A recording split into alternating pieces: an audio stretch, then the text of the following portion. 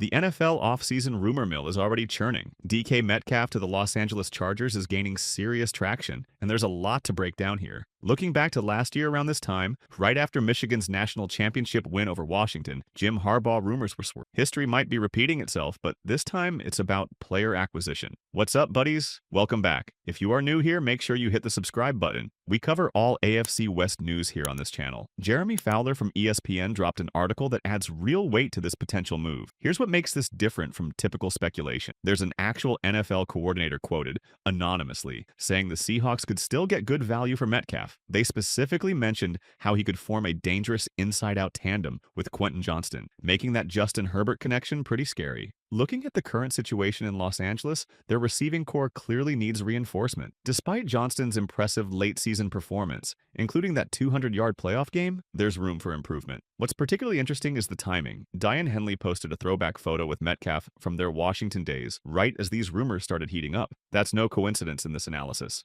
Let's talk about why this offensive upgrade is crucial right now. Justin Herbert needs more weapons, and there are two main ways to address this, either through a top-tier tight end or a quality wide receiver. Given the current landscape, adding a wide receiver would make the most impact. The Chargers have built something solid here, a new culture, a clear identity, and Jim Harbaugh at the helm. But making the playoffs isn't enough anymore. That playoff game against Houston really exposed their receiving issues. Sure, Johnston put up 200 yards and showed his potential, but the rest of the receiving core? Only 40 combined yards from 5 different receivers. That's just not going to cut it at the playoff level. Now, there's another name floating around, T. Higgins, potentially joining in 2025. He'd be fantastic. Great hands, polished route runner, real WR1 material to pair with Johnston. But here's the catch. Higgins is looking at a massive payday, probably upwards of $30 million per year. Looking at the Chargers cap situation, they're sitting around $70 to $72 million in space, potentially pushing over $100 million with likely cuts, including Joey Bosa. Money's available, but there are other roster needs to consider.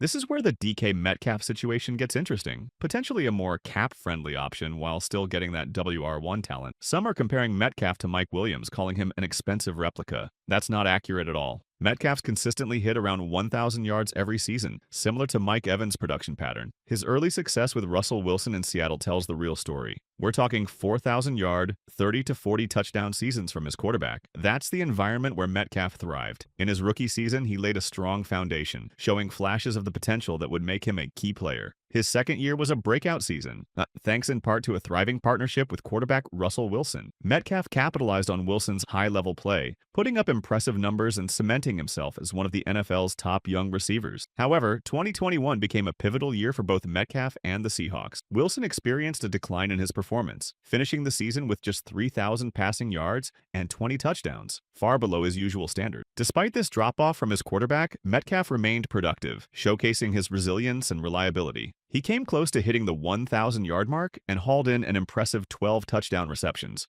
proving that he could still make a significant impact even when the offense struggled. The Geno Smith era in Seattle brought a new chapter for Metcalf, starting in 2022. Smith's impressive resurgence as a starting quarterback was a key factor in keeping the Seahawks offense competitive. Smith threw for over 4,000 yards, allowing Metcalf to maintain solid production with 1,000 receiving yards and 6 touchdowns. In 2023, Metcalf took another step forward statistically, finishing with 1,100 yards and 8 touchdowns, demonstrating his continued reliability as a top option in the passing game. However, 2023 also marked a turning point for the Seahawks receiving core, with the emergence of Jackson Smith-Njigba. The rookie quickly proved his value, showcasing his playmaking ability and gaining the trust of Geno Smith. By 2024, Smith-Njigba had taken over as the focal point of Seattle's passing attack, leading the team in targets and receptions. This shift in the offensive hierarchy affected Metcalf's role and production. His numbers dropped to career lows since his rookie year, still managing close to 1,000 yards,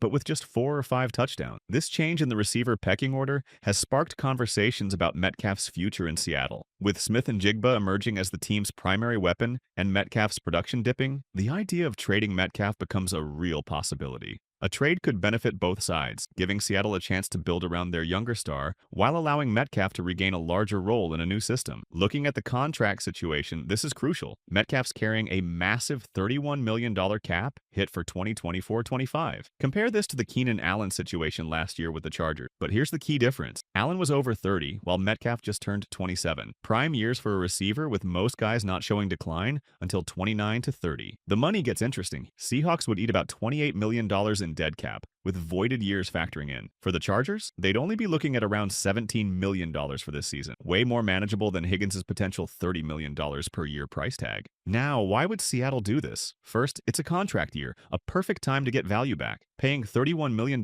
for one more year doesn't make sense. From Seattle's perspective, they could get at least a third-round pick, maybe more in compensation. But here's their dilemma. Even if they keep him at $31 million this season, can they afford to extend him later? With their uncertain quarterback situation and Geno Smith's future up in the air, committing big money to Metcalf might not be the best move. Looking at their 2024 cap situation, the Seahawks are already $27 million over the cap. Plus, their receiver room is actually pretty solid, even without Metcalf, especially with JSN's emergence. While no Seahawks fan wants to lose DK, it's looking more and more like a natural parting point. So why would the Chargers be the landing spot? First, let's talk a quarterback situation. Metcalf's had a mixed bag. 2 good years with Wilson, 1 bad, 1 good year with Geno, 2 bad. Justin Herbert would easily be the best quarterback he's played with since prime Russell Wilson. We're talking about a receiver who ran a 4.33 at 6'3". Imagine that speed and size with Herbert's arm talent. Herbert needs this kind of weapon. Looking at 2024 to 2025, he spent too much time holding the ball, searching for open receivers when Johnston wasn't available. The offensive line issues didn't help, but a target like Metcalf could change everything. Then there's the Harbaugh factor.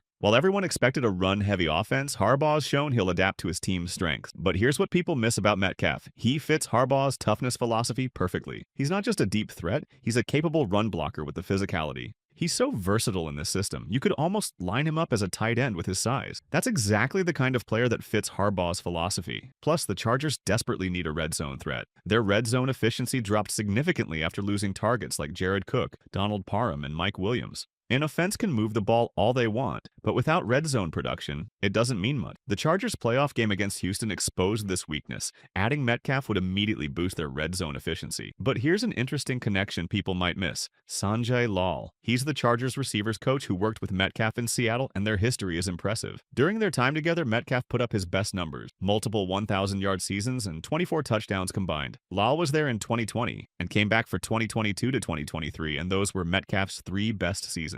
Now, what about compensation? While some suggest Seattle might cut him, that's unlikely. They'll want draft capital. Reports indicate they're looking for a second-round pick, which could work if the Chargers get something back. Maybe upgrading a 4th to a 3rd or a 5th to a 4th. But realistically, a 3rd-round pick plus additional compensation feels more reasonable given Metcalf's recent production and contract situation. For the extension, we're not talking Higgins money. $30 million per year. Think more like $23 to $24 million annually, which fits both Metcalf's production and the Chargers' needs. Let's address the character concerns some have about Metcalf. Yes, he's had some issues, but nothing like some other players we've seen. Looking at how the Chargers handled Tashaun Gipson this season under Harbaugh shows they're taking a different approach now. Gipson had effort concerns, was late to meetings, and got cut by multiple teams, but he came to LA and had a great year. That's telling. This isn't the old Chargers anymore. They're willing to take calculated risks on talented players. Metcalf's situation is actually less concerning than Gipson's was, and with Sanjay Lal already there, plus Harbaugh's leadership, those character concerns should be minimal. So here's the bottom line.